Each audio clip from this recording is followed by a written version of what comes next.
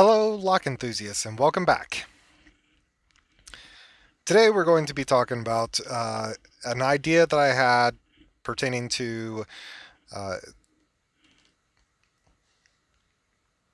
Today we're going to be talking about an idea that I had pertaining to tension wrenches. We've all seen the videos outlining how great these Lishi tools are. Um, and one of the things that I was thinking about was what is really making this tool so great. We are able to insert it fully into the keyway. It is definitely easier to find the pins, but other than that, the feedback is the only other thing that I could think of that was making this tool so useful. Compared to when you use a regular tension wrench, you are either applying tension to the top or the bottom of the keyway. And when you do apply a tension, you're essentially trying to make that lock rotate, but you're only trying to make that lock rotate at one point. So I was sitting there and I was looking at a shutter tension wrench for a vehicle like this one here, and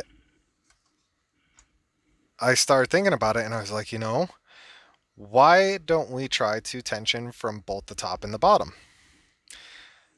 And I went over to my neighbor, asked him if he had any scrap material because he is a machinist, and he ended up handing me a sheet of uh, steel like this one here that I'm holding in my hand, and a hacksaw. He told me to cut it off and then proceeded to show me how to use some of the equipment that he has located in his garage. So I was able to machine this little tension wrench from just a flat piece of metal to what we see today. And overall, I believe it works really decently, and you can see that I pick another master lock number 3 in a video listed right up here.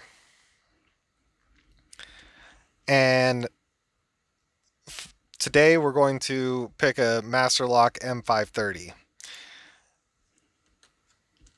If I were to do this again, I definitely change the design and I'd have it look more like the design on the right of the graphic that has shown up on your screen.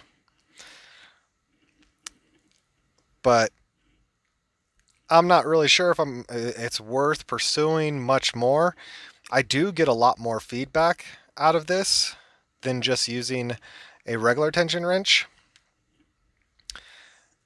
It does rotate the lock more evenly as I am applying tension because I'm applying both top of the keyway and bottom of the keyway tension.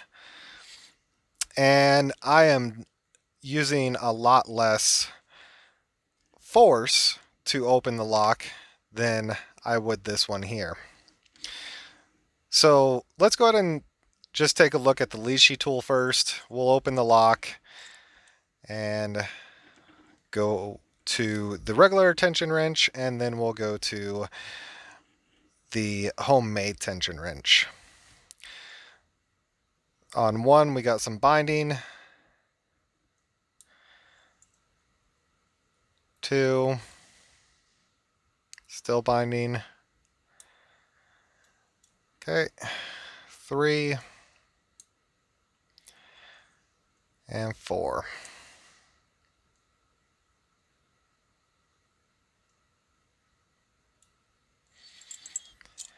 And we have the lock open. Now let's go ahead and do that again, this time with a normal tension wrench.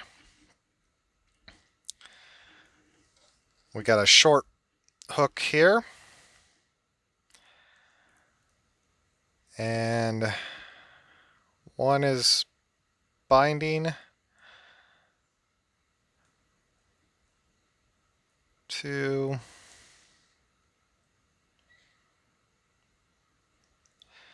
3 is not binding anymore. And 4.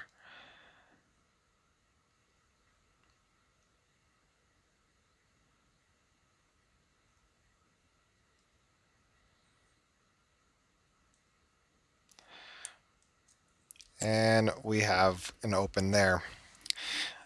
Out of the 4 pins in there, I really only felt 2 and 4 come through the tension wrench. I didn't even feel 3, and 1 just kind of slid into place as well. Finally, we will try the homemade tension wrench and see what we got. 1, loosen up tension.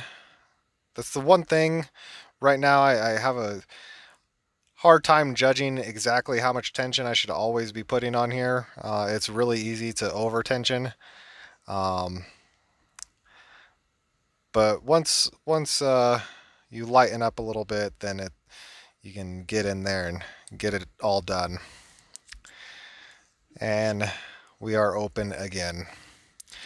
So really, applying tension, being able to read it, I believe does come through better here because I have 2 points of contact, both on the top and the bottom of the core.